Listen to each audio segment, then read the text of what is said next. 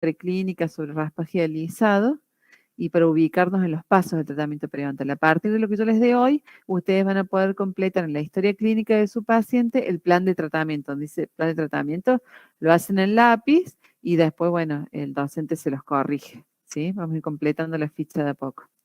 Recuerden que la semana que viene tenemos el parcial. El parcial va a ser en el horario del práctico. Los chicos que tienen práctico el martes a la mañana, ya estuve hablando con la doctora Carolina Islas, que les ha puesto una clase obligatoria. Entonces, bueno, vamos a ver la posibilidad de hacerlo más tarde. Apenas salgan, se vienen para la sala y bueno, lo haremos a las 9:15 o a las 9:30, no sé, le quiero les quede cómodo a ustedes. Por lo tanto, citen los pacientes una hora después. Pónganse de acuerdo con el compañero, a lo mejor van a poder atender un solo paciente. Los del día lunes, el parcial empieza a las 12, en la sala de prácticos también, y citen a los pacientes a la 1:15. Yo creo que en una hora como mucho lo hacen el parcial, ¿sí? Es escrito, es a desarrollar. Calculo que van a ser 10 preguntas a desarrollar, para que tengan una idea cómo va a ser. Bueno, voy a ver si puedo compartir. Profe, una consulta, ¿hasta qué unidad entraría? Entra lo que vimos de historia clínica, ficha periodontal, todo lo que vimos de tejidos de normalidad y de histología.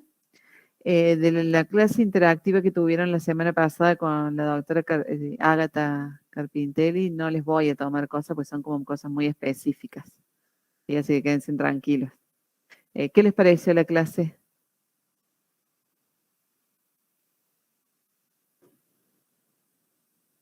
¿Alguno que se anime a contestar? ¿Les gustó la clase? ¿Les pareció interesante cómo integrar los contenidos que han visto en primer año de química? Sí, profe, estuvo muy buena. ¿Estuvo Bastante buena? clara. Ah, bueno. Bueno, pero eso quédense tranquilos que no les vamos a tomar nada. Pero sí está bueno que vean cómo se van integrando con los contenidos, porque si no ustedes dicen, ¿para qué estudié en primer año tanta química si ahora me importa la clínica? Y no, todas las materias básicas que vemos en los primeros años son la base para poder entender después la biología de los tejidos y cómo responden a los tratamientos. Bueno, entraría todo lo de histología, todos los teóricos que hemos ido viendo hasta ahora y hasta el teórico este de hoy. ¿Sí? Terminaríamos acá con el comportamiento. Todo lo que hemos visto en la parte preclínica, ¿no? De raspaje alisado, todo lo que tienen subido en la plataforma. Las preguntas siempre las hago de las clases teóricas que hemos ido dando. Bueno, voy a compartir la pantalla porque mi idea es darles 2 PowerPoint hoy, si se puede. Vamos a ver si es posible. Denme un segundo. Voy a poder compartir una ventana.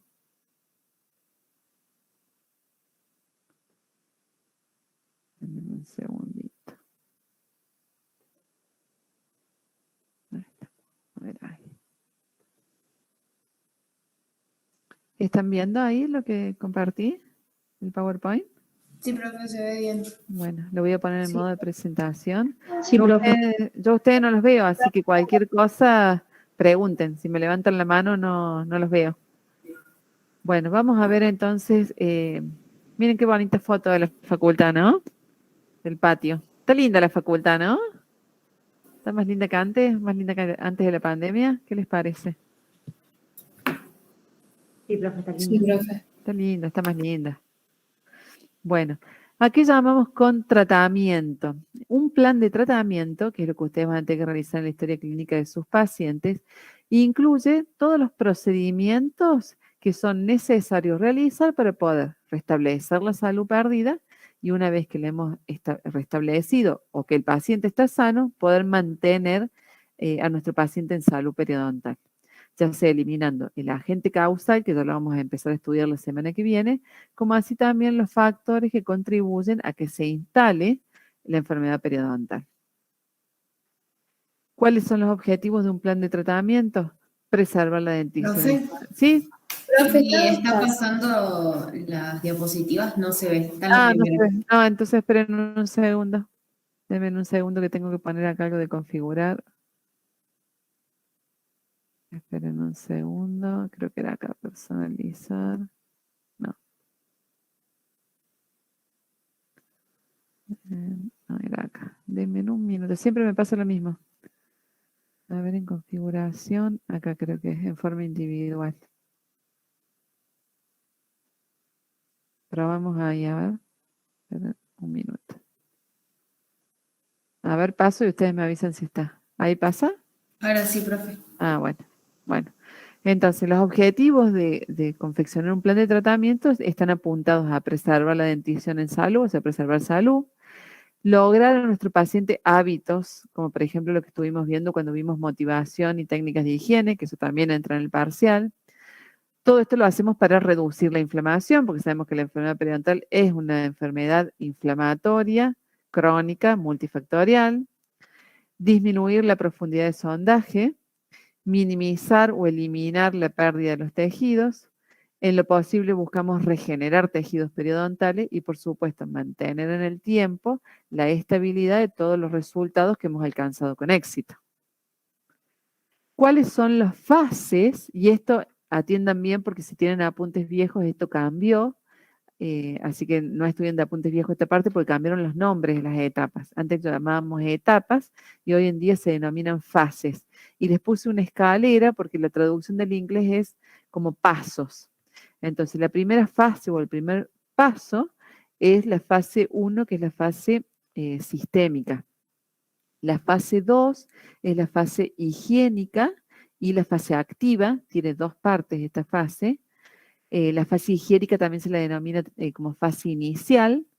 Luego tenemos una fase 3, que es la fase quirúrgica o correctiva, y la fase 4, que es la fase de soporte periodontal, de mantenimiento periodontal o de apoyo, el tratamiento de apoyo, que ya vamos a ir estudiando cada una de estas fases. Hoy vamos a empezar con la fase 2, la fase inicial y la fase activa. Y dentro, entre todas estas fases, tenemos la reevaluación. Nosotros cada vez que terminamos una fase vamos a reevaluar. ¿En qué consiste esto? Cuando el paciente hemos terminado la fase higiénica, aproximadamente a las 6 semanas, nosotros lo vamos a citar para reevaluarlo. ¿Qué es lo que reevaluamos? Volvemos a hacer toda la ficha periodontal. Vamos a reevaluar si controla la higiene, si no tiene hemorragia, si la profundidad de sondaje se ha reducido, si hemos ganado inserción clínica. Vamos a también reevaluar, vamos a hacer una ficha toda de vuelta, la movilidad, las pérdidas de inserción, las lesiones de Furca, la presencia de movilidad, si ha disminuido. Y de acuerdo a los valores que obtenemos en esa reevaluación, nosotros vamos a ver que podemos pasar. Si el paciente mantiene su higiene correctamente, está motivado, no hay hemorragia, ya vamos a ver qué porcentaje de placa puede haber y la profundidad de sondaje es menor a 5 milímetros, es decir, hasta bolsa de 4 milímetros, mi paciente pasa luego a una fase, acá les marco con el cursor, de acá pasa a una fase de soporte, de mantenimiento periodontal, que de acuerdo al riesgo de mi paciente, lo voy a ir citando en periodos diferentes, que eso lo voy a personalizar para cada paciente. Va a depender si el paciente tiene una enfermedad sistémica o no, si el paciente tiene lesiones de Furca o no, entonces depende del grado, lo vamos a ver más adelante, es cada cuánto se citan los controles de mantenimiento. Pero si yo en esta reevaluación observo que mi paciente no está motivado, mi paciente no controla la placa, me quedó cálculo porque no lo terminé de eliminar bien, hay mucha hemorragia, mi paciente vuelve a la fase inicial o fase higiénica y fase activa. Y si yo reevalúo y veo que mi paciente está motivado, controla la higiene, ha disminuido mucho la hemorragia, pero hay sitios todavía donde hay bolsas muy profundas, mayores a 5 milímetros, debe pasar a una fase quirúrgica o correctiva. ¿Sí? Una pregunta, doctora. Sí. Usted dijo que en la reevaluación al paciente hay que hacerle de nuevo la ficha periodontal completa. Sí, hacemos una ¿Sí? ficha periodontal completa. ¿Y no nos sirve utilizar como referencia el registro periodontal simplificado? Bueno, lo que pasa es que si mi paciente tuvo un registro periodontal simplificado, que yo le hice la ficha periodontal porque era grado 4 o grado 3, los códigos 3 o 4, en ese caso es donde yo vuelvo a hacer todas las fichas. Si no, mi paciente, si es un grado 0, 1 o 2, sigo con el registro periodontal simplificado. Ah, bien, perfecto. ¿sí? Esto Bien. para los pacientes que yo tuve que hacer todo el periodontograma. ¿Sí? Bien, bien, bien. Porque recuerda que si es, por ejemplo, es un código 1, vas a hacer solamente motivación y enseñanza de técnica de higiene. Claro, sí, sí, sí. Perfectamente el paciente puede volver a una revaluación al año y volvés a hacer el código, el registro periodontal simplificado. Eso también estudia en registro periodontal simplificado, que también entra, que a veces se olvidan de estudiarlo. Bueno, esto también es muy importante porque es nuevo. Nosotros, para poder determinar qué tratamiento vamos a realizar en nuestro paciente, nos vamos a basar en protocolos que están, voy a poner estos pasitos, protocolos que han sido publicados porque están basados en la evidencia científica y que han sido aprobados por diferentes sociedades a nivel mundial. Este protocolo de tratamiento para periodontitis de estadio 1 a 3 que se publicó en el Periodontology 2000, que se hizo, lo publicó la Federación Europea de Periodontología, y luego fue adaptado y traducido por la Sociedad Brasilera, que este es el símbolo, por la Federación Ibero-Panamericana, que de esta formo parte yo, que este año nos juntamos en abril, ¿se acuerdan? Que vinieron de toda Latinoamérica y se hizo la reunión de periodoncia acá en Córdoba. La SAP, que es la Sociedad Argentina de Periodontología, y la Asociación Odontológica Argentina, se ha ido traduciendo a los diferentes idiomas. Nosotros nos vamos a basar en este protocolo para determinar el plan de tratamiento de nuestros pacientes. Si ustedes lo quieren tener, yo ahora les voy a dar las explicaciones, pero si ustedes quieren el artículo, este artículo completo, pueden colocar el teléfono en el QR y de ahí pueden bajar el artículo completo. De todos modos, yo esto lo voy a subir a la plataforma, quédense tranquilos. ¿En qué se basa este protocolo? En que los objetivos son lograr cambios de comportamiento de mi paciente, de los hábitos de mi paciente, y poder controlar factores de riesgo, como por ejemplo el tabaquismo. Realizar instrumentación supra y subgingival, que puede ser con o sin terapias complementarias. Las terapias complementarias pueden ser el uso de antisépticos como coadyuvantes, en el caso que haga falta, o en aquellas patologías que nosotros necesitamos dar una antibioticoterapia sistémica complementaria. También se basa en realizar diferentes tipos de intervenciones quirúrgicas periodontales, que sería la fase 3 del tratamiento, y en la fase 4, que sería la atención periodontal de apoyo, necesaria para cada paciente. Todo paciente tratado periodontalmente siempre va a estar en una terapia periodontal de apoyo, siempre es necesaria, para que esos resultados exitosos que yo logro los pueda mantener a través del tiempo. Porque si no, acuérdense que la enfermedad periodontal es recurrente, es recidivante. Entonces acá tenemos, este primer punto se refiere a la fase 1, que es la fase sistémica. El segundo punto se refiere a la fase 2 de tratamiento que veíamos recién en la escalerita, que es la fase higiénica y activa. La instrumentación supra y sub y las terapias complementarias, ya vamos a ver bien. Y esta es la fase 3, los diferentes tipos de intervenciones quirúrgicas. Y la fase 4, que se basa en el tratamiento periodontal de apoyo de mi paciente. ¿Sí? ¿Estamos claros hasta ahí? ¿Sigo? Sí, profe. Bien. Esto, chicos, presten atención y estudienlo de acá porque no estaba en los apuntes viejos, porque lo he incluido este año. Porque, bueno, mi obligación es darle los conceptos nuevos que van saliendo. Como la periodoncia en los últimos años va cambiando todo, no les puedo seguir dando los conceptos que dábamos hace 5 años o antes de la pandemia. Porque ustedes de acá van a salir a hacer cursos de posgrado, van a hacer la especialidad y, bueno, tienen que ir con conceptos actuales. Profe, ¿esto entra en el parcial? Sí, está dentro del parcial. Sí. Es un poco repaso de lo que ya hemos visto, pero ahora van a ver que es un poco repaso. Esto que les he dado de las fases nuevas, pero lo que sigue ahora es repaso que se hace en cada fase. Esto que hablo de estadios, todavía no lo hemos visto, eso es cuando nosotros, ya lo vamos a ver más adelante, cuando hagamos el diagnóstico completo de la boca de nuestro paciente, porque nosotros ahora estamos haciendo diagnóstico individual diente por diente, ¿recuerdan? Hacemos los cuadritos esos de abajo, que eso también entra. Cuando es salud, cuando es gingivitis, cuando es una periodontitis leve, grave o complicada, eso también entra.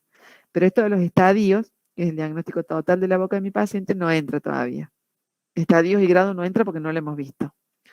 Entonces, en la fase higiénica, lo que este protocolo nos recomienda hacer es educación e instrucción de higiene oral, que eso ya lo hemos visto, ustedes vieron el teórico de motivación, y vieron cómo hacer una estrategia motivacional, depende del paciente, y vieron las diferentes técnicas de higiene bucal y vieron también elementos accesorios. En qué casos debíamos darle un cepillo unipenacho, un cepillo interdentario, o hilo, o palillos, ¿sí? También en esta etapa lo que hacemos es la remoción del biofilm supragingival y del cálculo. Remoción de factores locales. ¿Cuáles son los factores locales? Puede ser, por ejemplo, una restauración desbordante, de las restauraciones de operatoria, o una corona que tenga márgenes desbordantes o mal adaptados, que sean retentivos de placa. ¿Qué otra cosa se les ocurre como factores locales? Apiñamiento de elementos. El apiñamiento, sí, también es un factor local, sí. El empaquetamiento alimentario, cuando no hay un buen punto de contacto, que ya lo vamos a ver, eso también produce un problema periodontal. ¿Qué otra cosa es un factor local retentivo de placa? ¿Qué les parece? No todos los podemos. Una caries infragingival. Una caries infragingival, muy bien, sí. También otro factor local es el mismo cálculo, porque el cálculo retiene placa. Otro factor local es, por ejemplo, los pacientes que tienen brackets, si bien no se los voy a lo mejor sacar porque el paciente está en tratamiento, pero sí tengo que darle adecuadas técnicas de higiene o eliminar si hay restos de cemento, por ejemplo, subgingival, que estén atrapando placa. Y en esta etapa también vamos a hacer aquellas, por ejemplo, una caries infragingival o una caries cerca de la encía, una caries macropenetrante, lo que hacemos es, con cucharilla, eliminamos todo el tejido blando y luego le colocamos un SOER o una restauración provisoria para para eliminar esa retención de placa, así la encía puede contraerse y puede desinflamarse. ¿Estamos? Tenía un caso muy lindo, lo tengo que buscar de un alumno, compañero de ustedes del año pasado. Tenía el paciente una lesión, o sea, un agrandamiento gingival tremendo, pero porque acumulaba placa, porque tenía todas lesiones infragingivales. Y bueno, el compañero de ustedes lo que hizo fue eliminar toda la carie, el tejido reblandecido con cucharilla, le puso SOERS a todas y no saben cómo cambió solamente con eso el paciente. Luego, por supuesto, tratamos la parte gingival, terminamos haciéndole una gingivectomía y luego él le restauró todo eso, no me acuerdo si con ionomer o con composi, porque era un paciente, un adolescente era. Y en esta etapa también lo que vamos a hacer es la extracción de aquellos dientes que ya sabemos que tienen mal pronóstico. Un elemento dentario que tiene, por ejemplo, una movilidad grado 3 o que está inclinado, que está alterando la oclusión, bueno, sabemos que tiene mal pronóstico, debe realizarse la extracción. Todo eso se hace en esta primera fase, que es la fase higiénica. Bueno, la motivación ya vieron todo un teórico, así que no me voy a detener. Consistía en explicarle, en mostrar y demostrar al paciente, explicarle qué es la enfermedad periodontal, por qué se produce, mostrarle con los reveladores de placa, la presencia de placa, dónde se acumula, dónde debe cepillarse, cómo cepillarse para eliminarla, ¿sí? Esto no me voy a detener porque creo que ustedes lo tienen bien claro ya. Bueno, todo esto se los voy a subir, no nos vamos a detener en motivación, salvo que ustedes tengan alguna duda. Lo subimos, ¿sí? Instrucción de higiene oral es otra de las fases de este tratamiento que hacemos. Siempre es conveniente, una vez que le hemos teñido al paciente y le hemos mostrado cuáles son las superficies que están teñidas, o sea que donde hay biofilm adherido, le pedimos al paciente que se cepille como él lo hace habitualmente.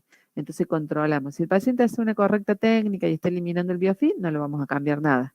Si vemos que el paciente no se cepilla correctamente y hay acúmulo o adhesión de biofilm, tenemos que cambiarle la técnica, pero siempre tenemos que mostrarle y demostrarle, ¿sí? Y tenemos que cambiar un hábito en el paciente, lo cual no es fácil. Bueno, esto también lo vimos, cuál es la frecuencia adecuada para realizar el cepillado. Ustedes recuerden, habíamos dicho que era 2 veces al día, porque la placa tardaba en calcificarse a las 24 horas. Esto se lo subo. Las técnicas estas ya las habíamos estudiado. Puede haber una pregunta que sea, ¿qué técnica ustedes le enseñarían o le recomendarían a un paciente que tiene un biotipo gingival fino, sobre todo para el sector anterior? ¿Cuál es la técnica que ustedes recomendarían? ¿Quién se anima a decir? Chicos, ¿cuál de estas tres? La de Bass. La de Bass, porque la de Bass utiliza un cepillo suave, ¿sí? no busca queratinizar la encía con un cepillo más duro, usa un cepillo suave. Coloca las cerdas del cepillo, acuérdense, mirando hacia el surco, porque el objetivo, el fundamento de la técnica BAS es desorganizar, eliminar la placa supragingival y desorganizar el biofilm que se encuentra a nivel del surco gingival. Entonces así modifica la placa sub. Bueno, en esta etapa hacemos también esa eliminación de caries macropenetrantes, entonces lo que hacemos es, como les decía recién, limpiamos con cucharillas, colocamos restauraciones provisorias para evitar que se siga acumulando placa y así permitirle a la encía que se desinflame. ¿Sí? Se hace también si hay que hacer alguna endodoncia, si hay que hacer exodoncias, ya sea porque ya el elemento dentario tiene un mal pronóstico, son elementos dentarios que han perdido ya mucho soporte, que tienen mucha movilidad y por lo tanto no tienen función, o aquellos elementos que no puedan rehabilitarse porque, bueno, ya son caries tan macropenetrantes que no va a ser posible luego realizar ni la endodoncia correctamente, porque no se puede aislar, ni tampoco la restauración posterior. Eliminamos zonas retentivas, dijimos recién, zonas que sean desbordantes, restauraciones que están sobrecontorneadas o que tengan bordes mal adaptados, o retiramos esas restauraciones que sean inadecuadas, sobre todo a nivel gingival. También, bueno, acá les marqué algunas zonas retentivas de placa, por ejemplo, en esta primera radiografía, en esta primera foto, no radiografía, tenemos acá el apiñamiento dentario, acá no hay una correcta como se ha extraído un premolar de ambos lados, no hay un correcto punto de contacto. Acá hay una caries macropenetrante que también acumula placa. Acá tenemos también el apiñamiento, restauración gingival, mal adaptada y mal realizada, digamos. ¿Sí? Acá tenemos una amalgama proximal que también retiene placa. Entonces, ¿por qué? ¿Cuáles son los efectos de estas restauraciones desbordantes? Aumentan el acúmulo de placa bacteriana, se lo favorecen. Esto hace que aumente en esa zona la profundidad de bolsa, aumente por lo tanto en ese sitio la pérdida de inserción y esto va a llevar también a la pérdida de tejido óseo. ¿Por qué deben eliminarse? Para facilitar la remoción de la placa bacteriana, o sea, el correcto cepillado o la correcta higiene interdental, facilitar también la remoción del cálculo y todo esto nosotros tenemos que establecer una anatomía que sea la adecuada en la restauración, que facilite la higiene del paciente. Si yo hago una amalgama proximal, toda desbordante, sin punto de contacto, y sin una buena adaptación a nivel gingival, por supuesto que voy a estar favoreciendo, no eliminando la retención del biofilm. Y por lo tanto va a haber más inflamación, más enfermedad. Debo hacer retiros de márgenes desbordantes. Se puede hacer esto con una fresa múltiples filos en forma de flama. También podemos utilizar tiras esas abrasivas para pulir si es una amalgama o tiras para pulir resinas. También tengo que tener cuidado y controlar el uso de las prótesis removibles y fijas, porque a veces también retienen placa. Cuidado en las prótesis removibles con los ganchos, que a veces producen lesiones a nivel cervical. Eso también tengo que tener en cuenta. Y esto es muy importante, el empaquetamiento de alimento. ¿Por qué se produce el empaquetamiento de alimento? Porque se produce una permanencia de residuos en una área, generalmente es interproximal, que va a favorecer el desarrollo de las bacterias, el acúmulo y el desarrollo de las bacterias. Al mismo tiempo que hace una acción de cuña el alimento, que va a ir dirigido hacia la papila interdental. Entonces eso produce daño a nivel gingival y causa también daño a nivel de las fibras del ligamento supracrestal, que son las fibras que vimos cuando vimos anatomía normal en los primeros teóricos, ese collarete de fibras, las fibras dentoperiósticas, supraperiósticas, circulares, semicirculares, las transeptales, todas esas forman el ligamento supracrestal. No son las fibras del ligamento periodontal, sino que son las fibras que se encuentran por debajo del epitelio de unión, ¿sí? Y por encima de la cresta. Y esto hace que esos productos se vayan, tanto los productos como las toxinas de las bacterias, se vayan introduciendo y luego produzcan daño mucho más profundo. ¿Cuáles son los síntomas del empaquetamiento alimentario? Esto es muy importante que los aprendan porque el paciente va a llegar al consultorio y ustedes le van a preguntar qué es lo que siente o por qué consulta. Y el paciente les va a nombrar estos síntomas. Tengo sensación de presión y se va a tocar una sonda. Ustedes le van a preguntar cómo es ese dolor y les va a decir que es un dolor vago, sordo, continuo, irradiado. Hay sensibilidad a la presión y a la percusión. Van a poder observar que hay trauma en esa área, que a veces ese trauma es producido por el hilo dental con el que el paciente quiere eliminar el cuerpo extraño o porque utiliza palillos o algún otro elemento. Puede haber también presencia de movilidad dentaria o relatarle al paciente que siente movilidad dentaria. Van a ver una zona con síntomas de inflamación, hemorragia.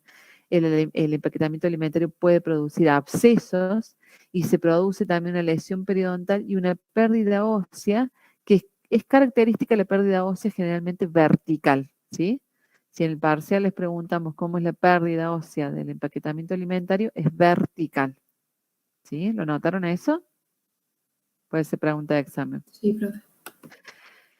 El empaquetamiento alimentario, bueno, ¿cuáles son las causas? La presencia por supuesto, de biofil y de cálculo, que es la placa calcificada, caries a nivel proximal, obturaciones con contactos deficientes, ya sean obturaciones de resina, o sea, las que hacemos en operatoria o en prótesis, las coronas, malformaciones o giroversiones que presentan los elementos dentarios, que eso hace que no tengan un correcto punto de contacto proximal con el elemento vecino. La tricción oclusal excesiva, cuando pierde las cúspides, se producen cúspides émbolo, que ya lo han estudiado ustedes en oclusión, y ahí se produce el empaquetamiento, y bueno, todo lo que lleve a la pérdida del contacto proximal. Las relaciones de contacto tienen la función del buen punto de contacto, de esa relación de contacto correcta, es proteger a la papila interdentaria, darle estabilidad al arco dentario y facilitar la higiene. Y este punto de contacto, esta relación de contacto está constituida por diferentes componentes. El punto de contacto propiamente dicho, participan también los rebordes marginales, las troneras, las relaciones oclusales y las fibras dentoalveolares, las fibras gingivales. Doctora, Vuelvo. en los dientes, no, una pregunta, en los dientes anteriores nosotros tenemos puntos de contacto, ¿no es cierto? Y en los molares, superficie de contacto. Exacto, tenemos la superficie de contacto. Por eso recuerden cuando estudiábamos al principio cómo era la forma de la papila. ¿Se acuerdan que en el sector anterior terminaba en forma más puntiforme y en el sector posterior teníamos la presencia del col? ¿Se acuerdan? Que era más como una meseta. Sí, profe. Bueno, es por eso. Bueno. Luego vamos a pasar de la fase esta 1. En realidad, cuando les puse los pasos, decía fase 1 la parte sistémica, que era el control de los hábitos y todo eso. Acá con la traducción de este protocolo dice fase 1 a la higiénica, que está bien que lo pongan así, no hay problema. Pueden poner la fase sistémica como fuera de nombrar las etapas, lo pueden poner como primera nada más. Y luego en esta fase 1 estaba la fase inicial o higiénica, que es la que vimos recién, y a la fase 2, que es la activa. Esta fase activa, ¿qué es lo que vamos a realizar? Acá vamos a realizar la instrumentación subgingival. Podemos utilizar, en los casos que sea necesario, agentes coadyuvantes del tratamiento, como son los antisépticos, o agentes también antimicrobianos, como los antibióticos, en los casos que haga falta. ¿Qué es lo que buscamos en esta fase activa del tratamiento? Buscamos que ese biofilm, que es característico, que ya lo vamos a estudiar, vamos a empezar la semana que viene con esto, que es característico de la enfermedad, se transforme, lo modifiquemos y podamos transformarlo en un biofilm más compatible, con un perfil más compatible con la salud. Porque las bacterias siempre están presentes, ¿sí? Lo que pasa es que de acuerdo a la proporción en que están presentes, ese biofilm va a ser más disbiótico o más compatible con la salud. ¿Estamos? Eso lo vamos a ver más adelante, pero se los puse para que entiendan cuál es el objetivo de esta etapa. Por eso a veces para modificar esta biofilm tenemos que utilizar antisépticos, a veces tenemos que utilizar antimicrobianos o a veces solamente con la instrumentación mecánica lo podemos tratarlo. Pero eso es para la próxima. Acá está de vuelta. Entonces es lo que yo les decía recién. La fase sistémica, si quieren, llámenla fase 0. Y acá pueden llamar fase 1 higiénica y fase 2 la activa, o directamente fase 2 y dividirla en dos partes, en higiénica o inicial y en activa. Pues depende del protocolo, es como está para traducir de una forma a otra. La fase 3 es la quirúrgica y la fase 4 es la de soporte. Entonces, ¿qué es lo que van a escribir ustedes en la historia clínica? Vamos a empezar. Si tienen que realizar algo de la parte sistémica, por ejemplo, mi paciente es fumador, entonces tengo que hacer control de hábitos, de los comportamientos del paciente y disminuir los factores de riesgo. Entonces ustedes, primer punto que ponen en plan de tratamiento es indicar al paciente reducir el número de cigarrillos por día, por ejemplo, ¿sí? Después ponen en la fase higiénica ponen motivación, instrucción de técnica de higiene, raspaje y alisado supra e infragingival, que está entre lo que hacemos acá, el supra y el infragingival. Si en el caso que haya que darle antiséptico lo colocan, en el caso que haya que darle un antibiótico lo colocan. Y si no, ponen también todo lo que nosotros tenemos que realizar para eliminar las trampas de placa que veíamos recién. Eliminación de trampas de placa, 2 puntos, y ahí anotan. Pulido de borde, qué es eso, de bordes de restauraciones a nivel cervical. Que se realizar restauraciones para realizar correcto punto de contacto. Todo lo que tengan que hacer, las exodoncias que tengan que hacer, las endodoncias que tengan que hacer, ¿estamos? Todo eso se anota ahí en esa etapa. Luego coloca. Sí. Tengo una pregunta. En la Sí. fase sistémica, si mi paciente no fuma, no tiene diabetes, no tiene hipertensión, no tiene No ponen nada, no ponen nada. Pongo solamente lo que tengo que realizarle a mi paciente, ¿sí? Si mi paciente, por ejemplo, no tiene elementos con mal pronóstico para extraer, no pongo exodoncia. Si mi paciente no tiene una restauración con bordes para pulir, no lo pongo. ¿Estamos? Pongo solamente lo que le tengo que hacer a mi paciente. Si no le tengo que dar antibióticos, no lo pongo. ¿Sí? Les estoy dando ejemplos de lo que a lo mejor les toca poner. Luego colocan reevaluación y por ahora lo dejamos hasta ahí, ¿sí? Antes de reevaluación siempre colocamos, porque el tratamiento, las fases estas la terminamos con un pulido y topicación con flúor. Eso sí, colóquenlo siempre. ¿Sí? ¿Doctora, la reevaluación es a los 6 meses? No, la reevaluación primera, ahora lo vamos a ver, es a las 6 semanas, al mes. Ah, bien. Después vamos a ver, de acuerdo, cuando veamos mantenimiento, de acuerdo al riesgo de mi paciente, pues lo voy a citar a los 6 meses o una vez al año o al mes, a lo mejor si es una periodontitis agresiva. Y después, bueno, coloquen esta reevaluación y después vamos a ver si mi paciente, cuando hagamos la reevaluación, pasa una fase quirúrgica y lo agregamos ahí, o si mi paciente pasa una fase de mantenimiento y de acuerdo al riesgo que determinemos de mi paciente, vamos a colocar ahí consultas de fase de mantenimiento, cita a los 6 meses, al año, a lo que haga falta, ¿sí? Pero esa parte todavía no la completen, ¿sí? Vamos a completar lo que vamos estudiando. Sí. ¿A dónde va la topicación con flúor? Antes de poner reevaluación, ustedes van a ver que cuando terminemos la parte esta, cuando el docente a ustedes les diga, bueno, su paciente está dado de alta, nosotros hacemos siempre una topicación un pulido y una topicación de flúor. Y después al mes tendríamos que reevaluarlo. Nosotros vamos Entonces, la topicación con flúor entraría en la fase 2. en la fase 2. Sí, por eso esta fase 2, la higiénica y la activa, los pasos son similares entre una y otra, así que por eso las pueden poner juntas, ¿sí? Las nombran nada más, no hace falta ni que pongan el nombre de la fase, nombran todos los pasos. Pulido, topicación con flúor, reevaluación, y después vemos cómo seguimos. Si pasamos a la de soporte o si pasamos a la fase quirúrgica, ¿sí? Lo que cambia ahora es que tenemos que agregar a lo mejor a algunos pacientes, va a haber que agregar los cambios en el comportamiento que tenemos que lograr, ¿sí? Si mi paciente es diabético y no está controlado, bueno, debo ahí colocar paciente, se requiere consulta con el especialista para estabilizar el tema de la diabetes.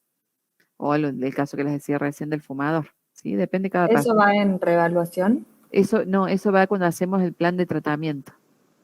Porque el primer punto, voy a volver para que lo vean dónde estábamos, el primer punto que hablaba el protocolo nuevo es cambios en el comportamiento y control de los factores de riesgo, ¿sí? Entonces eso es lo primero que yo tengo que poner. ¿Estamos? Sí, profe. Porque es la fase esta, en la escalerita, es la fase sistémica. Muestro de vuelta. Acá, ¿sí? Es esta fase sistémica. Vamos a empezar ahora a hablar bien de, porque ya hemos visto la higiene, hemos visto motivación, todo eso, ahora vamos a empezar a ver bien lo que es la instrumentación subgingival y supragingival. Bueno, lo que buscamos con esta instrumentación es equilibrar ese ecosistema subgingival, es decir, que ese perfil bacteriano, porque la enfermedad periodontal es producida por bacterias, ese perfil bacteriano, microbiano, disbiótico, es decir, de enfermedad, vuelva a ser compatible con la salud. Uy, acá se nos corrió una foto, estaba acá. Bueno, vamos a la anterior. Entonces, para esto existen diferentes protocolos. Uno de los protocolos es el que ustedes hacen, que es el clásico que están haciendo en la facultad, que es un protocolo de raspaje y alisado radicular progresivo, porque ustedes lo citan al paciente todas las semanas, y vamos haciendo por cuadrantes o sectantes nuestro raspaje.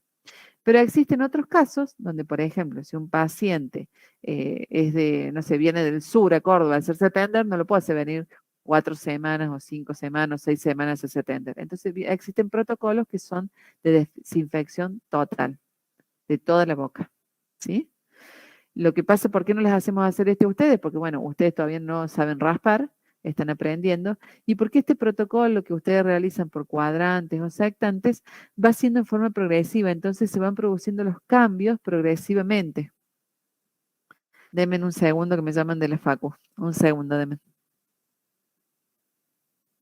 Pau, estoy dando el teórico, ya te llamo. Dale, chao, chao. No, no hay problema. Ya te llamo. Chao, chao. No terminamos nunca en la facultad, ¿vieron? Son las 11 de la noche y seguimos reunidos, pero bueno. Bueno, entonces, ¿qué diferencias hay en cuanto a resultados? Porque si es mucho mejor este protocolo, bueno, no hagamos este, hagamos este. Se vio que los resultados, esto no es para que aprendan las medidas, era solamente para mostrárselos. Se vio que los resultados en las bolsas de poca profundidad, que son esas bolsas entre 5 hasta 6 milímetros, se conseguía lograr un 85% de bolsas cerradas con el protocolo. No, esperen que vuelvo. No, se conseguía entre un 70 y un 80% de bolsas cerradas, es decir, bolsas curadas, que van a tener menos de 4 milímetros cuando controlemos, cuando finalicemos el tratamiento, con este protocolo que ustedes hacen, que es el protocolo clásico. Y con ese protocolo de desinfección total, se conseguía también entre un 70 y un 80%. Entonces se observó que no hay diferencia entre un protocolo y otro, ¿sí? Por eso está bien lo que ustedes están haciendo. También se observó que en las bolsas de mayor profundidad, esas que son de más de 7 milímetros, son bolsas muy severas, muy profundas, las diferencias estadísticamente tampoco eran significativas entre este protocolo que consiste en un 30 y un 40% de bolsas cerradas y este que consigue entre un 40 y un 45%. No hay diferencias, ¿sí? Entonces, es lo mismo realizar un protocolo que otro. ¿Qué pasa acá con esto? ¿Por qué les puse esto? Porque estas bolsas que no logramos cerrar, 60 o 70% que no se cierra, es las bolsas que pasan a una etapa quirúrgica luego, ¿sí? Lo mismo pasa acá, 20% o 30% que no logramos, que nos van a quedar con bolsas de 5 o 6 milímetros, son las que pasan a una etapa quirúrgica después. ¿Comprenden más o menos? A ver, Sí, profe, se entiende. Sí, profe, se entiende. esperen un segundo que quiero ponerles bien eso para que vean ustedes a qué me refiero yo. Denme un segundito que les acomodo la placa. Cuando lo copie, te corre la foto. Pero existen esos protocolos. Y hay pacientes que es necesario realizarles un protocolo de desinfección total. Lo que pasa es que tenemos que rasparlo en 24 horas y les acomodo la foto para que lo vean bien. ¿Y qué tipo de desinfectantes se utilizan, doctora? La desinfección total, no, ultrasonido y raspaje.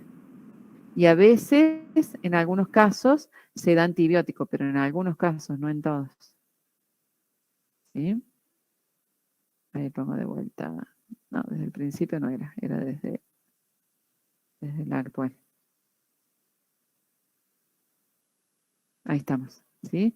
Acá vean cómo la sonda entra hasta la primera rayita negra, tiene 4 milímetros, son bolsas más bien planas. Y miren acá tiene 3, 6, como 9, ¿sí? Queda una sola franja afuera. Hay un hijo enojado ahí. Bueno, una vez que termine, bueno, ya existen otros protocolos, que estos también pueden ser descritos por otros autores, ¿no? Que es el protocolo donde utilizamos también antibióticos sistémicos como complemento. ¿Qué diferencias hay entre estos y los otros? También, si ustedes observan en las bolsas de poca profundidad, hasta 6 milímetros, las de 5 o 6 milímetros, obtenemos el mismo porcentaje que los protocolos que vimos recién. Que el que usamos es desinfección total, o este que se utiliza con ultrasonido, o el que utilizamos por cuadrantes o sectantes en forma progresiva, un 85, un 80%, no hay diferencias. Pero sí se observó que en aquellas bolsas que son de mayor profundidad, bolsas mayores a 7 milímetros, a veces cuando hacemos este protocolo, que hacemos el raspaje alisado total acompañado con antibióticos sistémicos, obtenemos sí una diferencia de bolsas cerradas. Es diferente obtener un 47% o 30 o 40 como en los protocolos anteriores a un casi 70%. Hay una gran diferencia en este caso, ¿sí? Esto ya lo vamos a ver más adelante cuando veamos un teórico de antibióticos, en qué casos nosotros está indicado medicar con antibióticos, ¿sí? Pero ¿qué les quiero demostrar con esto? Que si ustedes medican bolsas de 4 milímetros, 5, 6 milímetros, a veces al vicio le dan el antibiótico porque no vamos a conseguir diferencia en los resultados. Y le estamos dando combinaciones de antibióticos que son fuertes y lo que tenemos que evitar siempre es la resistencia a los antibióticos y el uso indiscriminado de los antibióticos, ¿sí? Lo tenemos que dejar para casos muy, muy específicos. Porque tampoco vamos a ver visto que podamos obtener resultados mejores si lo damos. Salvo en algunos casos, que ya los vamos a estudiar, que son estos, que ya los vamos a estudiar más adelante. ¿Lo entienden hasta acá? Sí, profe. Sí, profe. Se Bien. entiende. Sí, profe. Bueno. ¿Qué hacemos? ¿Qué es lo que vamos a reevaluar? Lo que vamos a cuando nosotros reevaluamos, que lo que buscamos es evaluar qué éxito de tratamiento hemos logrado, ¿sí? Entonces ahí lo que tenemos que ver es que haya ausencia de sangrado de sondaje, porque recuerden ustedes que una bolsa que sangra o que supura es una bolsa activa, donde la enfermedad está activa. Entonces lo que nosotros buscamos es ver la curación, es el éxito del tratamiento. Entonces, por un lado, es importante obtener ausencia de sangrado del sondaje y el cierre de la bolsa. ¿Qué quiere decir esto? Obtener bolsas, y este concepto es nuevo y se los estoy dando, el de bolsa cerrada, para que lo empecemos a manejar porque es un concepto nuevo y en todas las publicaciones ahora se habla de bolsas cerradas. Entonces, cuando ustedes lean un artículo, quiero que entiendan que es una bolsa cerrada. Son aquellas bolsas que luego del tratamiento logramos una profundidad de sondaje menor o igual a 4 milímetros, ¿sí? No mayor a 4. ¿Qué se va a producir también cuando nosotros hacemos el tratamiento y se logra este cierre, esta disminución de la profundidad del sondaje, esta contracción de la pared blanda de la encía y que desaparezca la hemorragia, o sea que la bolsa no esté más activa? Puede haber retracción del margen gingival porque se contrajo la pared y va a haber una menor penetración en la bolsa debido a la resolución de la inflamación. Es decir, cuando yo coloco la sonda va a penetrar menos porque al contraerse la pared, porque se ha ido la inflamación, la sonda penetra menos, ¿sí? Por eso es que puedo obtener esa disminución en la profundidad de sondaje. Y esto nos va a dar también menor riesgo de progresión de la enfermedad dentaria y por lo tanto, si hay menor riesgo de progresión de la enfermedad periodontal, va a haber también menor riesgo de pérdida de dientes. ¿Por qué yo no quiero dejar bolsas profundas más de 5 milímetros? Porque esas bolsas profundas de más de 5 milímetros y más si tienen hemorragia del sondaje, es decir que están activas, son nichos reservorios de bacterias. Van a volver a colonizar por la profundidad que tienen y por lo tanto eso va a favorecer a que la enfermedad periodontal progrese y eso lleva a la pérdida de los elementos dentarios, ¿sí? Pero estos son los dos parámetros que yo tengo que tener en cuenta cuando yo reevalúo, yo busco que haya ausencia de hemorragia y que haya cierre de bolsas. Eso es lo más importante. Y esto no lo digo yo, lo dicen todos estos autores que les anoté acá abajo y ya miren desde qué año, desde el año 1988 hasta las últimas publicaciones concuerdan con lo mismo. Entonces, para evaluar que haya eficacia de la instrumentación no quirúrgica de la bolsa periodontal, debemos tener en cuenta. Si el paciente no consigue mantener un grado adecuado de higiene bucal, ¿qué debemos hacer? Motivar y volver a motivar y volverle a enseñar a cepillar, ¿sí? Esto es lo que están haciendo ustedes en el práctico. Yo los veo a ustedes en el práctico. Hay pacientes que vienen y ustedes ven que no se ha cepillado bien y yo veo que ustedes vuelven a enseñarles la técnica de higiene y lo vuelven a motivar. Si tenemos bolsas patológicas mayores o iguales a 5 milímetros con sangrado del sondaje y esto persiste después de la instrumentación, debo volver a citar al paciente para una nueva reevaluación y bueno, y ahí voy tomando decisiones de las diferentes opciones que tengo de tratamiento. A lo mejor una de las opciones, si no se resuelve, es medicarlo al paciente. Debo evaluar también y repetir la instrumentación no quirúrgica del sitio o del diente que presenta una respuesta insuficiente a esta instrumentación subgingival que realicé. Porque a veces yo reevalúo la boca y me queda un sitio sin curar. Bueno, no es que lo voy a operar ya, a lo mejor lo tengo que volver a repetir ese raspaje alisado radicular y lo vuelvo a reevaluar, o a lo mejor tengo que darle un antimicrobiano para resolverlo, o directamente, otra de las opciones que tengo dentro de la terapia es hacer una cirugía periodontal, un colgajo que ya lo vamos a ver más adelante, ¿sí?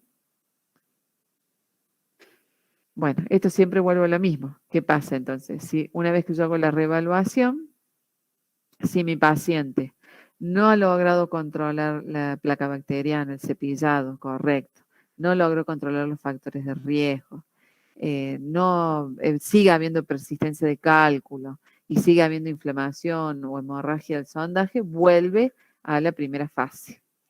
Si mi paciente controla la placa, pero está motivado, pero hay algunos sitios que quedan más profundos y no los puedo resolver ni con medicación, ni volviendo a raspar, pasa a una etapa quirúrgica. Y si mi paciente controla todo, las bolsas son menores a 4 milímetros, hemos logrado todas bolsas cerradas, y no tiene hemorragia el sondaje y tiene un buen control de cepillado, pasa a una fase de soporte o de apoyo de mantenimiento periodontal. Esto se los dejé para que después ustedes lo lean, es más o menos lo que les estuve diciendo. Profe, esa parte de soporte, de No, lo vamos a ver después. Esto bueno. es un teórico aparte, porque es un teórico largo eso, ¿sí? Bueno, quiero darles ahora lo de raspaje. Yo les traje acá un caso para que ustedes vean de qué estábamos hablando. Esta paciente es una paciente que le hicimos el registro periodontal simplificado y vimos que tenía código 4. Por lo tanto, tengo que realizar radiografía seriada de toda la cavidad bucal y tengo que realizar el periodontograma completo, ¿sí? Ustedes acá pueden ver que tiene bolsas muy profundas, más de 7, 8, 9 milímetros. Todo lo que está en rojo son bolsas de más de 5 milímetros. Y todo lo que está en rojo también en la otra columna son pérdidas de inserción de más de 5 milímetros. Es un caso grave. Y si ustedes ven la radiografía, ven las extensas pérdidas óseas que tiene, ¿sí? Podríamos decir que tiene pérdidas verticales, que esto es diagnóstico de periodontitis complicada. Tiene lesiones de Furca también, lesión de Furca grado 2 o de grado 3, diagnóstico de periodontitis complicada. ¿Estamos? Miren acá, están agarrados de lápiz en los dientes, ¿sí? Entonces, en este paciente, ¿qué tengo que hacer? Tengo que empezar por la fase sistémica, es una paciente sana, porque es una paciente joven de 19 años, o sea que no tengo que cambiar ningún comportamiento ni factor de riesgo. Le enseño técnica de higiene, la motivo, le muestro qué enfermedad tiene, porque ella se veía así. A ver si está el curso. Ella se veía así, ¿sí? Ella no veía esto. Sí sentía movilidad, pero no sabe que tenía así esto. Se lo muestro, le demuestro, le explico, ¿sí? Lo motivo. Le pongo revelador de placa, le tiño la placa, le enseño técnicas de higiene adecuadas, en este caso la técnica de VAS. Le doy para higiene interdentaria cepillos interdentarios, porque ya tiene pérdida de la papila.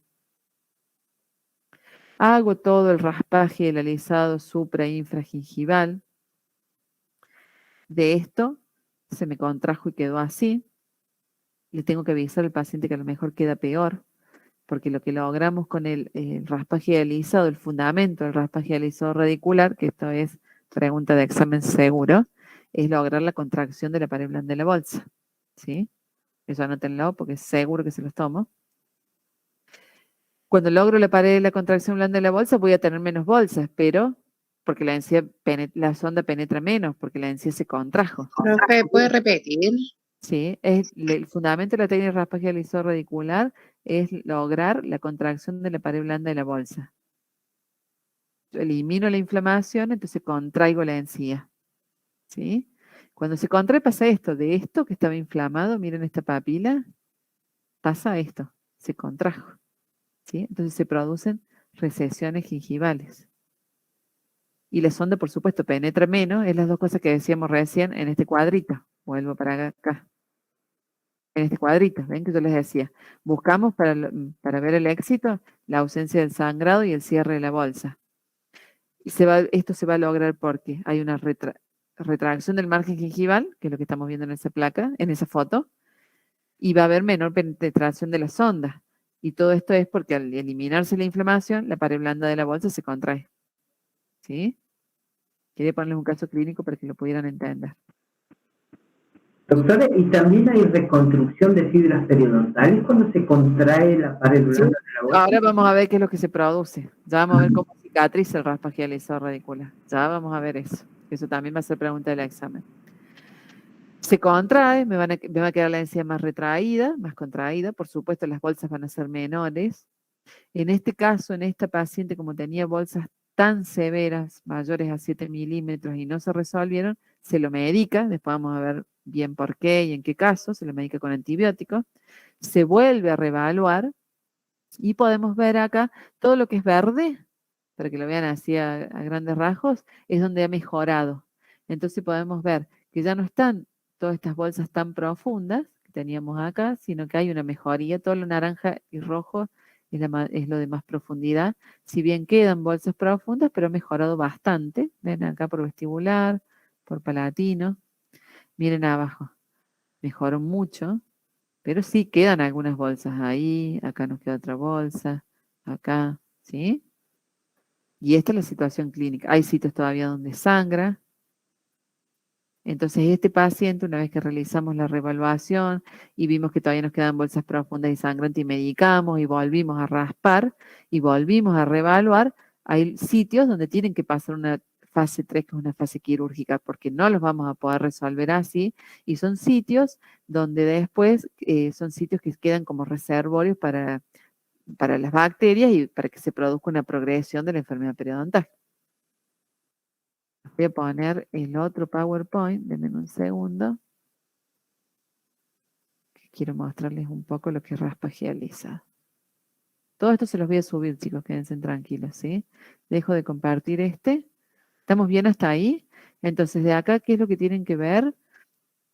¿Qué es lo que tienen que acordarse? Las fases del tratamiento, ese protocolo que les mostré de los 4 puntos, que es lo que buscamos lograr, los objetivos de este protocolo nuevo.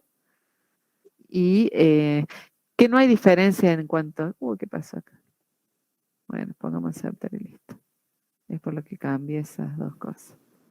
¿Cuáles serían, profe, esos 4 puntos que logramos? El de lograr el comportamiento es esa plaquita donde estaban todos los escuditos de las diferentes sociedades que han aceptado esta publicación, este protocolo publicado por la Federación Europea, que habla de lograr cambios en el comportamiento y controlar los factores de riesgo, el primer punto, la instrumentación subgingival y los coayudantes que tengamos que utilizar, de ser antimicrobianos o antisépticos.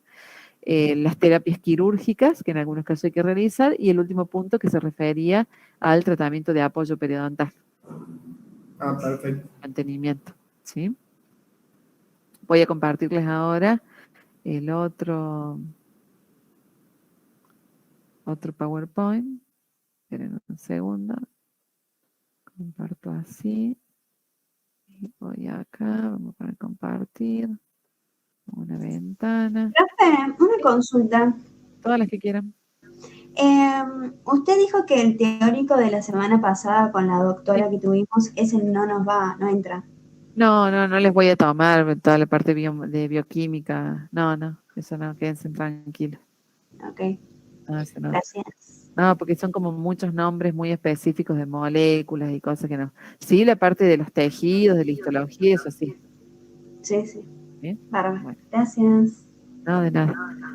Bueno, esto se los voy a subir, no me voy a detener en leer todo, yo les hice como, hay un PowerPoint como muy explicativo, muy escrito para que ustedes lo puedan estudiar, pero quiero darles algunas cosas que son específicas clínicamente para que ustedes se acuerden. ¿Por qué es importante que aparte del cepillado con el cepillo común, ustedes le den al paciente un elemento de higiene accesoria para interdental, ya sea hilo dental o según el caso clínico, cepillos interdentarios o las Softix o lo que sea necesario? Porque hay un estudio que dice que el cepillo dental común a nivel proximal, haciendo la técnica de Bass, penetra en ese surco entre 0,9 y 1,5 milímetros.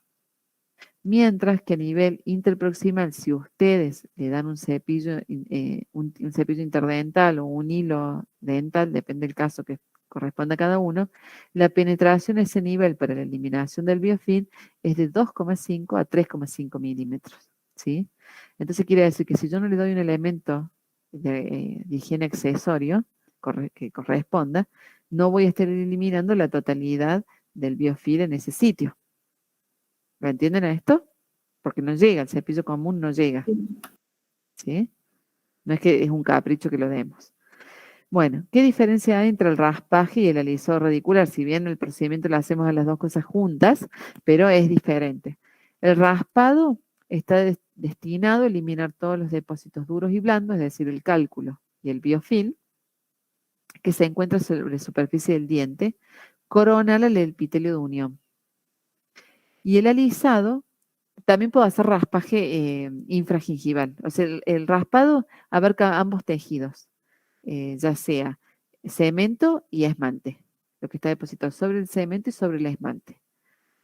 Mientras que el alisado es una técnica mediante la cual vamos a eliminar cálculo que está incluido, cálculo residual, que está incluido en el cemento, reblandecido, es decir, que vamos a trabajar solamente sobre la raíz. En este caso no vamos a trabajar sobre la corona, ¿sí? No trabaja sobre esmalte, como hacía el raspado, trabajaba en los dos tejidos. Y con el alisado yo voy a tratar de lograr, antes decíamos una superficie lisa, dura y limpia. Cada día alisamos menos. El alisado antes lo hacíamos como muy fuerte, digamos. Hoy cada día lo alisamos menos, cada día alisamos menos ese concepto de eliminar todo el cemento reblandecido. Eliminamos cemento, pero en la práctica cuando lo hacemos no es que lo eliminamos como antes, que hasta gastaban el diente. Ustedes van a ver raíces que están como gastadas, abrasionadas de tanto alisarlo. Entonces, raspaje lo hacemos tanto en cemento como en esmalte. El alisado solamente en cemento. No alisamos el esmalte. ¿Sí? ¿Estamos con eso? Sí, profe. Bien. En el raspado eliminamos todo, el biofilm, o sea, lo blando y lo duro, que está depositado por encima del epitelio de unión, pero que puede estar depositado en el cemento, que está por encima del epitelio de unión, o en la corona. Mientras que el alisado lo hacemos solamente en ese cemento reblandecido. Acá está, raspaje en esmalte y cemento, alisado solamente en el cemento. ¿Sí? Acá está, por encima hacemos el raspaje, por encima del epitelio de unión. Acá estaría el epitelio de unión de esta bolsa, entonces podemos hacer raspaje acá y acá, en la corona. El alisado solamente en el cemento. ¿Cuáles son los objetivos? Disminuir la cantidad de bacterias, alterando su composición, es lo que yo les decía recién, que buscamos cambiar ese biofilm disbiótico, característico de la enfermedad, hacia un perfil de ese biofilm más microbiano, más compatible con la salud. Así lograr un equilibrio entre la flora bacteriana y la respuesta del huésped. Que esto algo vimos cuando vimos el paradigma de enfermedad periodontal y ya lo vamos a estudiar más la próxima clase un poco más detenidamente. Otro objetivo es lograr una efectiva reducción de las bacterias gram negativas, anaeróbicas, posibilitando así que eso sea recolonizado por los cocos y bacilos gram positivos. El perfil microbiano de la enfermedad está relacionado con grupos de bacterias o especies de bacterias que son gram negativas, que son anaeróbicas, y el perfil microbiano más compatible con la salud está referido más a la presencia de cocos y bacilos gram positivos, más aeróbicos o anaeróbicos facultativos, ¿sí? ¿Qué pasa con esto? En una bolsa, una vez que yo elimino esas bacterias patógenas, eso tiene que ser recolonizado. Y lo que nosotros queremos buscar es que sea recolonizado por estas bacterias más benéficas, que ya las vamos a estudiar. Esto es para que tengan el concepto. Otro objetivo es reducir significativamente los niveles de espiroquetas, de bacterias móviles, de patógenos más específicos. Ahora no hace falta que se aprendan estos nombres, ya los vamos a ver más adelante, de patógenos más agresivos, digamos, o más virulentos. Reducir también las citoquinas proinflamatorias, es decir, reducir esa respuesta que tiene el huésped, que también destruye tejidos frente a la presencia de los patógenos. Crear una superficie que sea más biocompatible o aceptable con la salud. Resolver, por supuesto, la inflamación, eliminar la inflamación, reducir la profundidad de sondaje, por lo que decíamos recién, buscando la contracción de la pared blanda de la bolsa, mejorar también la habilidad o las posibilidades del paciente para lograr una mejor higiene bucal, porque si el paciente tiene sitios muy inflamados, le duele y por lo tanto no realiza una correcta técnica de higiene, posibilitar que se vuelvan a reinsertar las estructuras biológicas, es decir, ganar inserción de tejidos, reparar los tejidos para luego, bueno, si hace falta hacer otros procedimientos adicionales, reducir el número y el tipo de las bacterias y darle al paciente también un estímulo psicológico. A pesar de las dificultades, porque no es fácil hacer el raspaje del erizor radicular, una técnica que requiere bastante habilidad por parte del operador, o sea que hay que practicar para lograr esa habilidad, es positivo porque al eliminar el cálculo siempre logramos reducir la inflamación, logramos disminuir la profundidad de sondaje y la hemorragia, y se logra también reducir la pérdida de los dientes hasta un 50% de los mismos, y se logra también que la respuesta al tratamiento, o sea, la respuesta al tratamiento va a depender de la severidad de la enfermedad. Si la enfermedad no es tan severa, estamos en presencia de una periodontitis más leve, vamos a tener una respuesta al tratamiento más fácil, digamos. Mientras que si la enfermedad es una bolsa de 7 milímetros, bueno, a lo mejor la respuesta no va a ser para resolver esa bolsa totalmente y tenemos que luego realizar otro procedimiento. Esto anótenlo porque hay casos donde con la técnica de raspaje de alisado radicular la podemos utilizar como técnica única para resolver ese tipo de bolsas. ¿Y cuáles son estos casos? Cuando tenemos bolsas edematosas, bolsas poco profundas, es decir, que son bolsas hasta 4 milímetros, y bolsas que sean accesibles. Si mi paciente presenta una bolsa con estas 4 características, yo sé que solamente con la técnica de raspaje alisado radicular como técnica única, yo lo voy a poder resolver. En cambio, si yo tengo bolsas que son más de 7 milímetros, es lo que decíamos recién, la respuesta al tratamiento no va a ser la misma. Si yo tengo bolsas fibrosas, no van a responder igual que una bolsa edematosa. Si yo tengo bolsas que en vez de estar accesibles para poder hacer la técnica, están en la cara distal de un segundo molar, bueno, no va a ser accesible, es inaccesible, voy a tener que realizar otra técnica, ¿sí? ¿Por qué las bolsas, bueno, accesible e inaccesible, ustedes se dan cuenta, porque no es lo mismo que yo pueda acceder a realizar una buena técnica que no pueda acceder. La profundidad, está claro, si son bolsas poco profundas, va a ser más fácil de tratar que una más profunda. Y voy a tener que lograr menor cantidad de contracción y menor cantidad de reducción en milímetros para poderla resolver. No es lo mismo raspar una bolsa de 4, que yo sé que si la raspo a lo mejor obtengo 2 de bolsa o 3, que una bolsa de 7, que a lo mejor la raspo y queda en 5, en 6, y lo mismo voy a tener que hacer una técnica quirúrgica. Y las bolsas edematosas, porque la contracción de la pared blanda no es la misma si la bolsa es edematosa o fibrosa. Una bolsa edematosa se va a contraer hasta un 60 o 70% su contenido, mientras que si la bolsa es fibrosa se va a contraer solamente en un 20 o un 30%.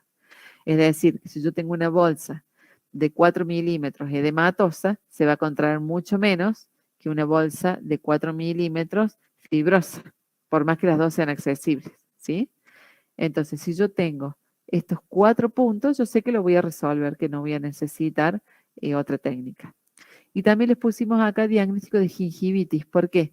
Porque en la gingivitis no va a hacer falta, generalmente, salvo que tengamos que hacer una técnica estética, una gingivoplastia que después la vamos a estudiar, no va a hacer falta realizar otra técnica para poderla resolver. Yo solamente con raspaje, no alisado, porque en la gingivitis no hacemos nunca alisado, eso también puede ser pregunta de examen. La gingivitis solamente realizando el raspaje voy a poderla resolver, ¿sí? El tratamiento de la gingivitis generalmente es motivar al paciente, enseñarle una técnica correcta de higiene, eliminar los factores retentivos, por supuesto, de placa, y hacer el raspaje para eliminar el biofilm, los tejidos, los depósitos duros y blandos, el biofilm y el cálculo, que está adherido a la superficie del diente. Como en la gingivitis nosotros estudiamos que no había pérdida de inserción, no hay cemento reblandecido, entonces no voy a realizar nunca el alisado. Si yo en el parcial les pregunto qué tratamiento harían en una gingivitis, nunca pongan alisado, ¿sí? ¿Está claro eso? Sí, profe, está Que no está claro. afectado el cemento, ¿sí? Porque no hay pérdida de inserción. La pérdida de inserción es 0. El raspaje, por supuesto, puede tener complicaciones. Si yo dejo cálculo y la bolsa se cierra, puede hacer un absceso. En algunos pacientes hay que tener cuidado porque puede haber una bacteremia. Entonces hay pacientes que, de acuerdo con cuando vimos historia clínica, debemos medicarlos previamente. Y puede haber también una hemorragia si yo al raspar, por ejemplo, pongo la cureta al revés y el filo, en vez de colocarlo contra el diente para raspar el cálculo, lo coloco mirando hacia la pared blanda y elimino tejido blando y produzco una hemorragia. Y deja secuelas. El paciente, ustedes van a ver, como la paciente que veíamos recién, que se contrajo tanto el tejido, porque, era en el otro PowerPoint. Esa foto que les mostraba recién en ese caso clínico, se contrajo tanto el tejido que hay menos profundidad de sondaje por la contracción, porque se eliminó la inflamación, pero también porque se produjo una retracción gingival y en ese paciente gran retracción gingival. Y eso es una de las consecuelas que no es tan estética, ¿no? Y es lo que menos queremos lograr, pero bueno, es mejor tener tejido sano antes de tener esas bolsas profundas y edematosas que se siga perdiendo tejido, que se siga progresando la enfermedad. Ese paciente que yo les mostraba recién es una encía bien edematosa. Eran bolsas accesibles, porque en el sector anterior, pero no las pudimos resolver únicamente con la técnica de raspaje radicular porque eran bolsas muy profundas, ¿sí? Si hubieran sido bolsas de poca profundidad, se hubieran resuelto con raspaje radicular, porque era edematosa y accesible. Y otra consecuencia también, otra secuela que deja el raspaje radicular es la hipersensibilidad. ¿Por qué les remarco estas dos cosas? Una, porque son las cosas que el paciente les va a decir. Les va a decir, doctora, todo bien con el tratamiento, siento mejor aliento, no tengo halitosis, pero mire, me estoy viendo como que me están quedando espacios negros entre los dientes, la encía la veo más alta y no puedo tomar ni agua fría, no me puedo cepillar a la mañana con el agua de la canilla porque tengo dolor, tengo sensibilidad. Una de las consecuencias que deja también es la hipersensibilidad. Y más antes, yo cuando estudiaba hace 25 años cursé, no, 20 años creo que cursé, no me quiero ni acordar, el periodo ANSES, no quiero sacar la cuenta de la cantidad de años, nos hacían raspar y alisábamos bien las raíces, eliminamos bien todo el tejido y eso daba muchísima recesión. Bueno, acá se los dejé bien escrito en esta diapositiva. ¿Cuál es el Profe, fundamento? una consultita. ¿Qué hacemos con la hipersensibilidad que le dejamos al paciente? ¿La tratamos? Sí, ya vamos a tener un teórico donde vamos a ver cómo tratamos la hipersensibilidad. Ya ahora vamos a empezar con los teóricos de tratamiento, ¿sí? Quédense tranquilos, ya falta poco. Sí, la vamos a tratar. Hay diferentes formas de tratarlo, desde darle una pasta dental hasta hacer tratamientos tópicos, hasta hacer una cirugía de cobertura radicular. Pero ya vamos a ir viendo paso a paso. ¿Cuál es el fundamento entonces del raspaje radicular? Lograr la contracción de la pared blanda de la bolsa. Ese es el fundamento. Lo otro que vimos eran objetivos. ¿Y en qué caso lo podíamos hacer como técnica única? En bolsas edematosas, accesibles y poco profundas. Y lo que tenían que tener en cuenta era el tratamiento de la gingivitis, que yo lo podía resolver haciendo los pasos de tratamiento de la fase 1, si hacía falta controlar los comportamientos y factores de riesgo, porque a veces la gingivitis, un factor de riesgo puede ser que sea respirador bucal. Si es respirador bucal, voy a tener que derivarlo al especialista para eliminar ese factor que produce la gingivitis. que ayuda, que favorece que se produzca la gingivitis, ¿sí? Y luego en la fase inicial, higiénica, y en la fase activa, hacíamos la motivación, la enseñanza de la correcta técnica de higiene, y le damos los elementos accesorios de higiene interdental, si hace falta, hilo o cepillos interdentales, y el raspaje radicular, si hace falta. Hay casos que solamente con una técnica de higiene y la motivación la podemos resolver, pero si hace falta eliminar cálculo, hacemos raspaje, nunca alisado, porque no hay pérdida de inserción, ¿sí? Todas esas pueden ser preguntas del examen. ¿Con qué hago yo esta etapa de la instrumentación supra y subgingival? Tengo diferentes elementos, pueden ser elementos sónicos, ultrasónicos, que ustedes están llevando a la cátedra, y también instrumentación manual. Ya vimos algo de esto, ¿se acuerdan? Cuando vimos los teóricos antes del preclínico, están subidos a la plataforma. Estoy al revés. Antes existían, ustedes van a ver en el libro y en algunos artículos que se hablaba de que para hacer la instrumentación manual se podía hacer con raspadores, con puntas morse, con limas. Bueno, hoy en día ya las puntas morse no se utilizan, se las nombro porque muchos me han traído que tienen el instrumental que les han prestado los padres o alguien que cursó antes, y me traían puntas morse. Eso ya no lo utilizamos más. Hoy como instrumento manual vamos a estudiar solamente las curetas. Y dentro de estas, ya lo han visto, solamente repaso, pero entra en el parcial, las curetas universales y específicas. Ustedes tienen un teórico subido, un PowerPoint sobre las diferencias de las curetas, ¿sí? De esto también tienen el PowerPoint subido, es solamente repaso.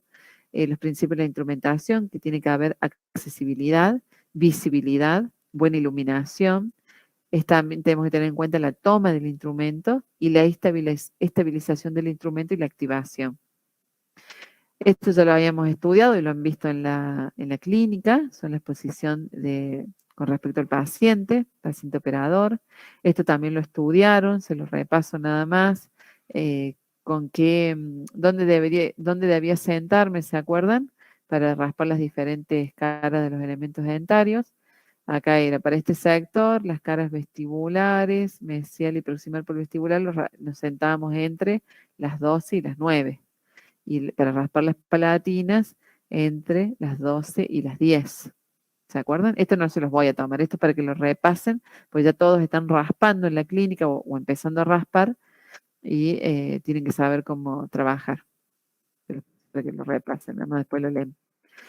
Cómo se tomaba el instrumental, que había dos formas, la palmar o la de lapicera modificado. Se lo están haciendo esto también. Acá les explica bien cómo tienen. Esto es un resumen del libro de Pattison, que es un libro muy viejo, pero que tiene todos los conceptos básicos y claves de la instrumentación para el raspaje radicular y que no han pasado nunca de moda, ¿sí? Es como un resumen. A tomar. Recuerden cuando van a trabajar, porque esto es lo que yo observo en el práctico, cuando los veo, colocar el cuello de la cureta, si son las curetas de Grace, recuerden que tiene que estar bien paralelo al eje largo del diente, el cuello, que es esta parte de la cureta. Si ustedes lo colocan así, paralelo, es incorrecto y lo que van a hacer es lesionar tejidos. Esto no lo vamos a repasar ahora. ¿Qué es lo que voy a hacer? ¿Cómo voy a colocar el instrumental cuando voy a raspar? Yo lo primero que hago, a ver si tengo un dibujito, acá tenemos. Lo primero que hago es entrar con la cureta a 0 grados. Palpo el cálculo y lo tengo que colocar en una angulación de 90 grados. Así. ¿Sí? Esta es la correcta. Entro a 0 grados, palpo el cálculo y en la base del cálculo lo coloco a 90 grados. ¿Qué pasa? Y ahí hago el movimiento de tracción. ¿Qué pasa si yo lo coloco a menos de 90 grados? Lo que va a pasar es que yo voy a bruñir ese cálculo. En vez de eliminarlo, lo bruño. No lo voy a sacar nunca. Lo bruño y después va a ser más difícil. Es como que lo pulo, ¿sí? Y si yo lo coloco a más de 90 grados, ¿qué es lo que pasa? Voy a trabajar sobre el tejido blando. Voy a hacer un curetaje y voy a eliminar la pared blanda de la bolsa. ¿Estamos? Y eso no es correcto, porque voy a lesionar. ¿Sí? Bueno, acá está. ¿Cómo sabemos que estamos trabajando correctamente? Y acá esto puede ser también una pregunta del parcial. Si es una cureta universal, el mango, que es este pedacito, la unión entre la parte activa y el cuello, tiene que estar paralelo a la superficie a raspar. Pero si es una cureta universal, si es una cureta de Grace, que es la que utilizan ustedes, tiene que estar, si es una cureta, esto está puesto al revés. Si es una cureta de Grace, tiene que estar paralelo. Si es una cureta universal, tiene que estar perpendicular. ¿Sí? Acá está. Esta es la de Grace. No, perdón. Les dije una cosa mal. Se lo repito para que no se equivoquen. Acá les muestro esta primero, que es la que ustedes están acostumbrados a utilizar. Este es el cuello. Si es la cureta de Grace, el cuello tiene que estar paralelo al eje largo del diente, en la superficie a raspar. ¿Sí? ¿Lo ven ahí? ¿Ven el cursor? Está Sí, paralelo. profe, se ve bien. Esa es la de Grace. Yo estoy mareado yo esta hora. Si es la cureta de universal, lo que tiene que estar paralelo, no me voy a fijar en el cuello, me voy a fijar en el mango. ¿Sí? ¿Lo ven acá el mango? Una Sí, cosa profe, es se ve cuello y bien. otra es mango. Eso puede ser una pregunta del parcial. ¿Qué es lo que tiene que estar paralelo en una y en otra? O cómo tiene que estar colocada la cureta para raspar correctamente. Si yo coloco mal el mango, si yo este mango lo coloco para este lado o más paralelo así, más perpendicular, digamos, no va a estar correctamente ubicada la punta activa. Lo mismo pasa en la cureta de Grace. Si yo no la coloco al cuello paralelo a la superficie a raspar y coloco el mango, este mango sería más paralelo acá, no va a estar bien ubicada la parte activa de la cureta. ¿Sí? Por lo tanto, no voy a tener esa angulación que entra a 0 grados y la coloque a 90 grados. Va a estar a menos o a más, y eso va a hacer que o bruñe el cálculo o lesione la pared. Bueno, acá tienen los diferentes pasos para que ustedes los estudien, pero ya esto lo saben, ya lo han estado viendo. El movimiento, cuando yo hago el raspaje, es un movimiento de tracción. Es un movimiento como corto, enérgico, de tracción, donde voy a trabajar con la muñeca y el antebrazo.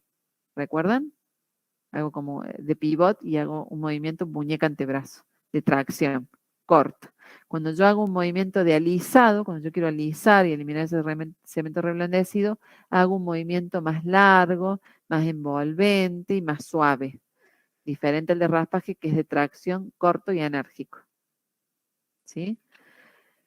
Bueno, y tenemos diferentes tipos de movimiento. Ustedes están acostumbrados a hacer este movimiento que es de tracción vertical, pero a veces, en algunos casos hay que hacer, cuando hacemos cirugía sobre todo, podemos hacer un movimiento que es horizontal o un movimiento oblicuo, pero eso no se los voy a tomar ahora, eso lo vamos a ver más adelante.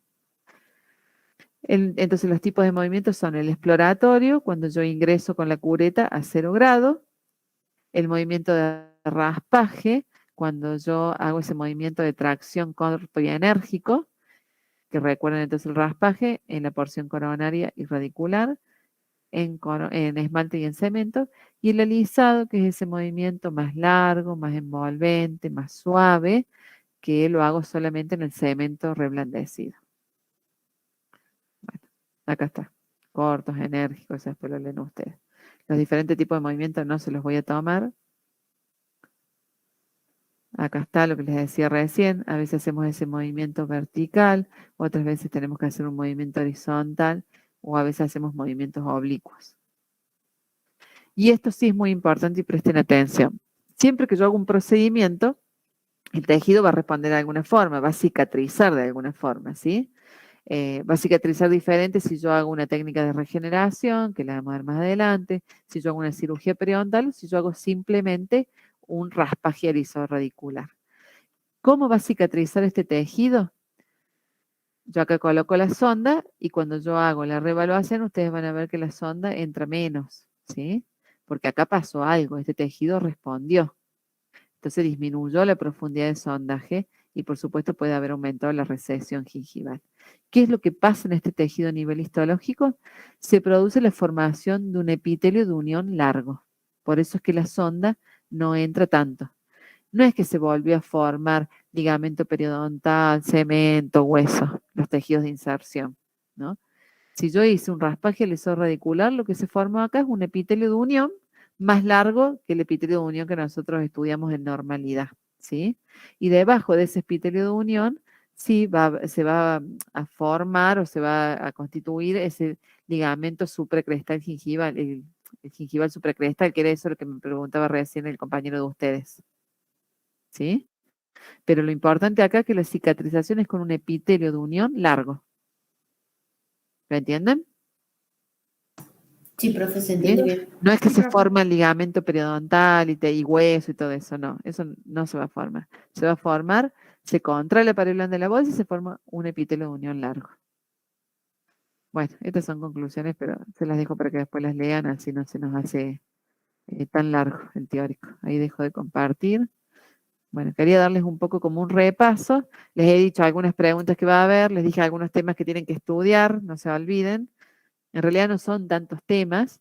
Este parcial va más bien, abarca todo lo que hemos visto en la primera etapa del preclínico, con todo lo que es ficha periodontal, registro periodontal simplificado, normalidad de tejidos, diagnóstico, clínico y radiográfico.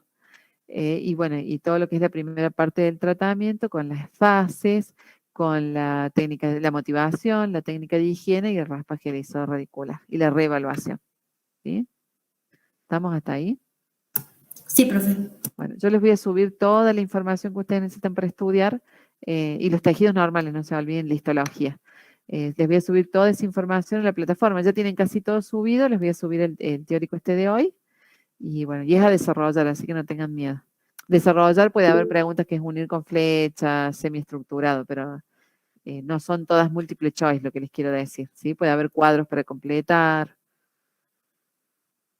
ya, alguna cosa así, pero no va a ser difícil. Lo que sí tienen que estudiar, no son muchos temas, pero tienen que estudiar. Y la semana que viene vamos a empezar con ya los teóricos de ver los agentes causales de la enfermedad para ir así avanzando después con los tratamientos, pero si no estudiamos lo que es biofilm, no podemos llegar a comprender por qué vamos a dar un antiséptico u otro, por qué vamos a hacer las diferentes técnicas. Así que bueno. Bueno, ¿alguna pregunta? No, profe, todo claro. ¿Todo bien? Bueno, ¿están cansados?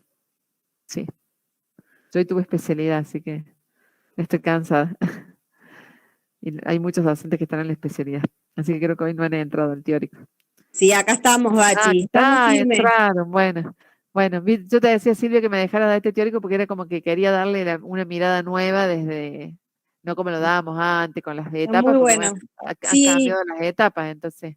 Estudien de ahí, como dijo la doctora, está toda la información actualizada, así que estudien de ahí. Así que bueno.